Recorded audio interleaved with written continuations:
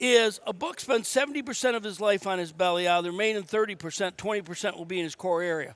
So when a buck beds on your property, you're where he spends 90% of his daylight time. And if he lives across the road, you ain't ever going to see him more than 10% of your life. So I walked over 2,400 properties.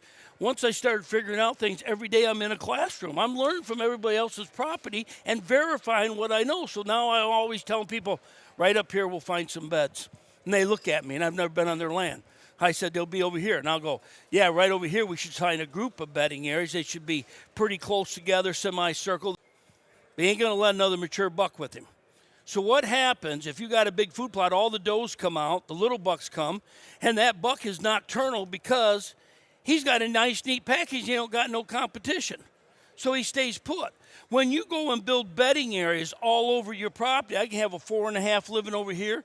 And over here, I can have a 5.5. I make little bitty ones and give them perfect setups.